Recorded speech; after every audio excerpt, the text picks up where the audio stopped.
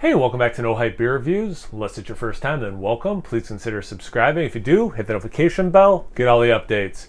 We're set for today's video. It's Saturday and Saturdays. I do Cellar Saturday or drink something off the shelves behind me. 'Tis the season, so I'm trying to do Christmas beers. So this is Troegs Mad Elf from 2017. So 7 years old at time of review.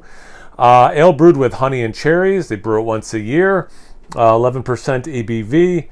And it's got a spicy Belgian yeast. It says best 2 years out, so well beyond their best. I have the proper glassware from their old label, and I have a 2016, but I decided to do this 2017 instead. But I think I'm done. Then I have some Naked Elves, or at least one that I haven't done. So it's the same beer, just doesn't have the cherries and honey in it. See, it's got that red, brownish kind of color. Definitely looks like it has cherries added. Just under a finger of head. It looks like you started with almost like a manila folder kind of color and add a little bit of red in there. Pretty small bubbles. You know, they're starting to break up into medium-sized bubbles. It looks how I think Mad Elf looks. Let's see about the aroma.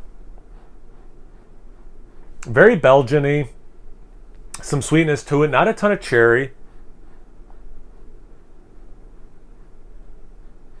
Orchard fruits, somewhat. Graham cracker without cinnamon. But yeah, very Belgian yeast.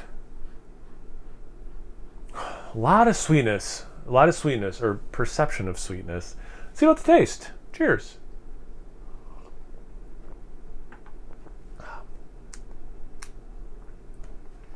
Yeah, not a ton of cherry on the taste either. I mean, definitely big Belgian-y flavors coming through. Like, it's unmistakably a Belgian style ale. Okay. Added sweetness from the honey, maybe. Does it just ferment out? I don't know.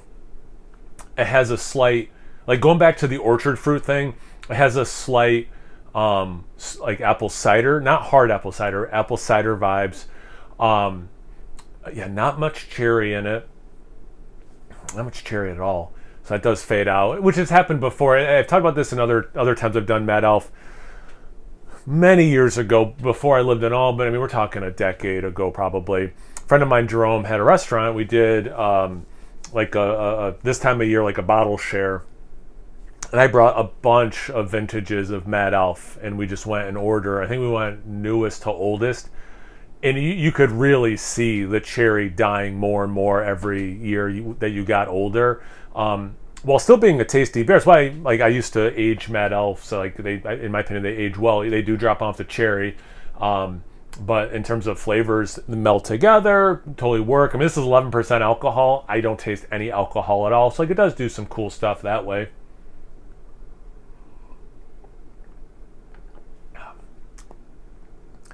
Going back to that graham cracker thing, I do get some of that, and in the aroma, I was not getting cinnamon.